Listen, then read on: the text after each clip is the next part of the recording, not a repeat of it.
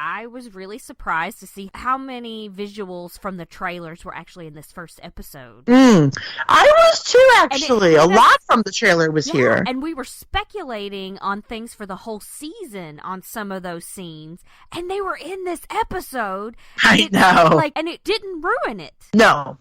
I mean, we had theorized that the scene of her fighting those guys on the steps, we theorized that those guys would kidnap her, take her away, and that Picard would be Picard searching for her to, to help her. So that's what we imagined. And two, it was interesting to see so many scenes from the trailer just in this first episode. We certainly saw, the scene of Mars blowing up, the poker game, Data painting the picture and then the vineyard, and Picard saying, I don't know how to finish it. And lots and lots. The drawer with the android in it, that. When he has the moment where he's remembering things, when he was remembering scenes, that was in this too. It's what? Yeah. I have seen trailers for ruin movies with that many scenes in them. Right. Oh, yeah. I think it was smart to include stuff from just the first episode, only because now thinking about it and seeing how it's set up, there was still plenty in here that surprised me. Yes. There was still, because we had also theorized, and this should go without saying, but we are spoiling everything in here, everybody. So if you haven't watched this episode... Wait a minute. Nobody told me this. I'm out. I watched this 3 times. I don't want you to spoil it for me. I know. If anyone's listening to this is I haven't watched this yet, I don't think you should listen to this because we're going to spoil a lot of stuff. But go watch it and then come back. Yeah, exactly. We had theorized, and I was a big proponent of the theory that Daj was Hugh's daughter. Yes. She was Borg, she was an ex-Borg, she was a child of a Borg. And that the memory of Picard had been implanted in her brain by Hugh, that if anything happens to me, you go find this person. I was so sure that was the case. And of course, that's not true at all. Right. And this episode proved that she's not that at all. But so the amount of stuff they showed us in the trailer did not take away my enjoyment, nor did it spoil any surprises. Nope. So yeah, I thought that was great. Yes, agreed. After this Boston scene, that's where they have the credits. So let me know what you guys thought of the new style of credits. It's a little more I think they were a little more like Netflix show credits instead of necessarily Star Trek credits, but let me know what you all thought. I mean, it definitely feels more like the Discovery credits. Yeah, I still haven't watched agree, 100%. I will. Yeah. I mean, if you just watch one episode of Discovery and you watch the credits, I mean, it's pretty similar style. It's very stylized. I loved the music. I really did. I thought the music was really beautiful here. You compare the music to let's say the TNG theme. It's all horns and bum bum bum bum bum bum and it's because it's an adventure show, right? And it's we're going on an adventure. Go where no one has gone before. You expect that. This, I thought that the music reflected the character of Picard more, in that obviously he's much older. Picard is emotionally more mature. Physically more mature, and approaches things differently now. He's not, at this moment in time, I think we're going to see that change in the next episode, but at this moment in time, Picard is definitely not the boldly go guy. He's the stay at home and write a book guy. So I think that the music reflects that about the show, and he's about to go off on an adventure, probably. So I liked the music a lot. I thought it was beautiful, and I thought the credits were gorgeous to look at. Joe, what were your thoughts on the credits? Yeah, music is great, especially watching that featurette about how it was composed, and it starts and ends with that flute, and then in the middle is obviously the different theme, and then I guess they said the visuals, the little piece of the sky, that's supposed to represent the essence, and it ends up on Picard. It kind of goes through the motions, through a Borg cube and all that. I mean, that's not the opening sequence that I would have done with it. It's very stylized and probably has a lot of deep meanings to it. Yeah, music-wise. Music, on Discovery 2, this is movie quality. So I give them a ton of credit for the production values and what they're doing with it. So I'm going to watch the credits, the first episode, and probably not ever again. So I don't really care. It doesn't matter to me. Oh, okay. I mean, this is me. That's fine. I do that sometimes. I do watch the credits on Narcos every time, though, because I like that music. Anyway, and I might have watched that several times, but anyway, that's a whole other thing. Random, yes. So I really loved, I thought the music was beautiful, and first I was kind of like, oh, it's not going to be like a space visual, but I really sort of liked it because once the little piece fell down, it completed Picard's face at the end, and it was like all the pieces are going to fit together and then we're going to know what happened. It sort of had this, bigger meaning to me, and I'm like, oh, that's beautiful. I love it. And I don't know, maybe I was just super excited about watching this. But yeah, I mean I get it what you're saying, Joe. Like you'll never watch the credits again, which is I think that's probably like 95% of people. And then you've got like the weird 5% of me who's like, I'm gonna watch the credits every time because I love the music and I think it's pretty to look at. I definitely watched them every time I watched it so far. Yeah, I did too. I really, really like, and it's so funny because, you can easily, just skip it. Like they always offer you the option, right, just to like skip intro. But even when I watched Next Generation, or like I'm currently rewatching Voyager, I tend to watch the credits each time because I like the theme music, and I like that it gets me like hyped for the episode I'm about to watch. And so I don't know, for me who enjoys the credits in a weird way, I feel like it got me hyped for the episode. So yeah, I'll probably watch the credits each time. Well, I'm weird that it's I was doing a lot of rewatches too.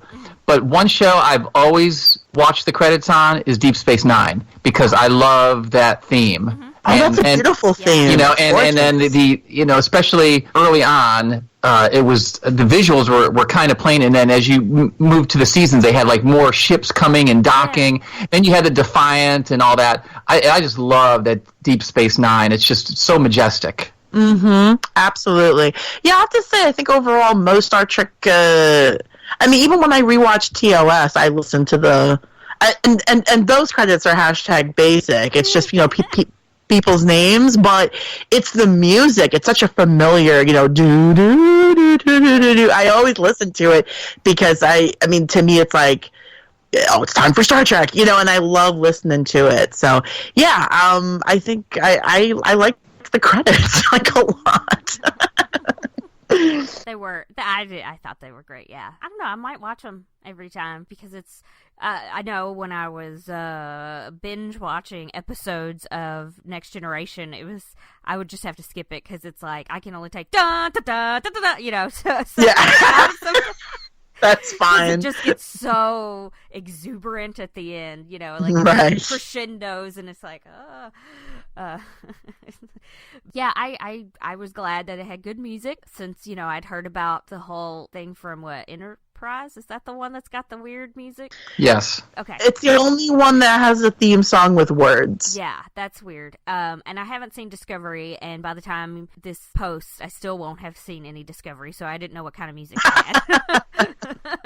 It's like, yeah, I'm not going to be able to watch it in the next couple hours, so I want this out. Anyway, yeah, so far, everything is overall, we all like it. That's exciting. Ooh, I love this show. I don't want to wait another week for this show. I know. Oh, I know. Okay, so after the credits, zooms in on Chateau Picard. We see Picard in number 1 walking out to the fields. Number 1's got some sort of rodent or something in his mouth. And he's talking French to him. Yes. How awesome is that? Yes. That he was speaking French to him. I didn't type that in here, but I wrote French. He's speaking French, like gigantic in my notebook. And it's hilarious because one of the things he says to the dog is, don't act like you don't speak French. We practiced. Hilarious. One of the things I was surprised with, and I thought this would have been the area to do it, is to maybe see like the grave of Robert and Renee, who died in that fire that they, that was talked about in Generations. Just as a little, it's like a little Easter egg, because that's. Do we know whatever happened to his sister-in-law? No, I think on the memory alpha, it just says she's alive. But yeah, they never said what happened to her. Yeah, and in the shows or in the movies, they never bring her up again. So, yeah, that's a good point, Joe. I didn't even think about that, but maybe maybe in another episode we may have that moment because, I mean, we know that going forward, he's going to start his adventure and gathering his crew. So, I mean, who knows? We could get a scene of him leaving the vineyard, and maybe he says goodbye to, Renee and Robert at their graves, and that kind of thing. But we've even seen like the scenes with 7 of 9. There's scenes of her in his house talking to him in his study or whatever. So he'll definitely be back at some point. So even if we don't see it like when he leaves this time, we might see it some other. You know what I mean? Or it might end on him. Maybe he's telling them what happened. They go back up to the house, and there's a guy standing there. He looks like he's probably Romulan. He's got the pointy ears and the eyebrows and stuff, and I don't feel like they have enough facial ridges for me to tell the difference between Vulcans and Romulans anymore, and it's disappointing. It's interesting because I've noticed in this, at least in this first episode, in TNG, it was very clear the difference between Romulans and Vulcans. Like, not just Romulans, the pads and haircuts either. Like, they had bigger, eyebrow ridges and stuff. Yeah, they had ridges over their eyebrows, indentations, just so you could be like they're not Vulcans. Yeah. But even if, let's say, these two are Vulcans, they're not very good Vulcans because they're very animated and they're clearly emotional. That's the thing that made me think, yeah, they're definitely Romulan. Yeah. No, I think that they are. I think when we get to the scene talking about the interview, they obviously seem to be personally impacted by the whole disaster that happened with the Romulans' sun going supernova, and then the stuff that happens on Mars, and how they were personally affected, and they came here to, I guess, live with Picard and work with him. But it's interesting to me, I guess, and maybe I'm missing a piece of Star Trek history here, but like Earth is just now cool with Romulans living on it. I guess they're not quite enemies anymore. Yeah, we haven't. Yeah, I guess we haven't. Obviously, we're going to find that out, in the upcoming episodes. Because I mean, is there still a faction that is warlike? Is there still? I mean, the ones that we could save, are they living here, there, and everywhere? So yeah, I think it's interesting to find that out, because you also in the makeup person right before he does the interviews, that person's Bajoran. Yes. So it's so that are they now part of the Federation and things like that. Oh, there was a Trill too. Yep, right. But the last we saw of the Bajorans in Deep Space Nine, they were not part of the Federation. Right, exactly. Yep. So are they part of it now? I guess I'm sure we'll learn certain things we're not going to. But I think the we need to know who's in and who's out. Current status of the Romulans and all that. Obviously, we know the some are up to no good. Right. So. Oh yeah. I mean, but that's always hashtag not all Romulans. So we find out the guy that talks to number 1 is Zhaban. Did I say that right? Because it seems like he says it really. I think he calls him Zhaban. Yeah, Zhaban. But that could just. Yeah, but that could just be Picard saying it that way. Good point. Yeah. So he's a Romulan, and then a woman named Laris comes out who's also Romulan, and I assume that they're married. I think they are. That's implied, I think, here. It definitely seemed like it was. And, she comes out of the house and starts talking to them, and she mentions to Picard that it's a big day and he needs to go get ready. It's kind of like, oh, what's this big day? Well, we follow him and Zhaban back into the house, and Zhaban's making food, which he's, cutting up like real food, Which, I mean, obviously, they have real grapes for their winery, but it's funny because it's like they still have a replicator, which they didn't have when Robert was there, and but it's kind of cool that they have both that they have real food and then they have the replicator, and I guess it's just a sign of his age. But Picard asks for Earl Grey tea decaf. Yeah, when he asked for decaf, I was like, "Oh, Bunny, why?" Right. That's like somebody asking for Sanka. Get out of here. What are you gonna ask for a fish sandwich next from McDonald's? If what you else? Don't know what Sanka is? Just Google it. Yeah, I know. But you know, one of the things when I was just